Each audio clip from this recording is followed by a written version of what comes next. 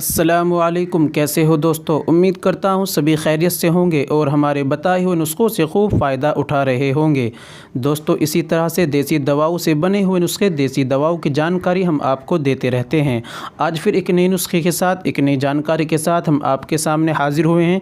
आज का नुस्खा है, आज हम जानकारी आपको देने वाले हैं, वो है माजून चोब चीनी। दोस्तों, आज हम जानेंगे माजून चोब चीनी किन बीमारियों में काम आता है और इसके क्या क्या फ़ायदे हैं, क्या क्या बेनिफिट हैं, इस वीडियो में हम आपको जानकारी देने वाले हैं। दोस्तों, जानकारी पाने के लिए आप वीडियो में हमारे साथ बने रहिए, वीडियो को मुकम्मल सुने, स्किप न करें, क्योंकि अगर स्किप करते हैं तो शायद आपसे जानकारी छूट जाए और इससे आपको नुकसान पहुंच सकता है। चलिए दोस्तों, शुरू करते हैं, जान लेते हैं। दोस्तों, शुरू करने से पहले हम आपसे गुजारिश करते हैं कि अगर आप हमारे चैनल पर नए आए हैं तो चैनल को सब्सक्राइब कर दीजिए और घंटे के बटन पर ऑल पर लाकर प्रेस कर दीजिए। इससे होगा कि हमारी आने वाली वीडियो यानी आने वाला नुस्खा आपके पास सबसे पहले पहुंच जाया करेगा। दोस्तों, इसी तरह से देसी दवाओं के नुस्खे, बने हुए नुस्खे और देसी दवाओं की जानकारी हम आपको देते रहते हैं। चलिए दोस्तों, शुरू करते हैं। दोस्तों, माजून चोब चीनी के बारे में जान लेते हैं। माजून चोब चीनी दर्द में बहुत ज़्यादा मुफीद होता है। माजून चोब चीनी दर्द में बहुत अच्छा काम करता है। देसी यूनानी दवाई है, इसके साइड इफ़ेक्ट भी नहीं होते। दोस्तों, नसों में दर्द रहता है, नसें दब जाती हैं और बदन में दर्द रहता है, उसमें भी ये अच्छा काम करता है। हड्डियों का में दर्द रहता है, हड्डियों के दर्द में भी ये बहुत अच्छा काम करता है। जोड़ों का दर्द रहता है, यानी हमारे बदन में जो जोड़ हैं, घुटना है, कमर है और जितने भी हमारे जोड़ों में कहीं भी दर्द रहता है, अगर हम उसमें इस्तेमाल करते हैं तो इंशाल्लाह इसमें भी बहुत अच्छा काम करता है।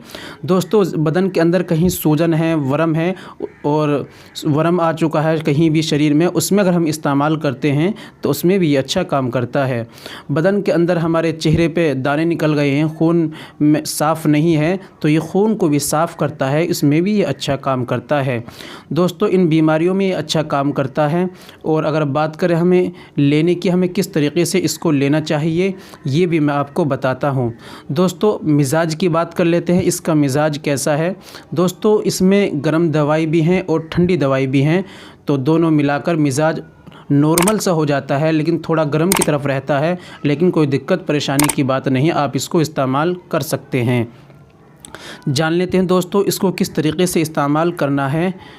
दोस्तों, सुबह और शाम में 2 वक्त में हमें इस्तेमाल करना है। 5 से 7 ग्राम सुबह में गर्म पानी से और शाम को 5 से 7 ग्राम शाम को, हमें सुबह में नाश्ते के बाद, शाम को खाना खाने के बाद हम इसको इस्तेमाल कर सकते हैं।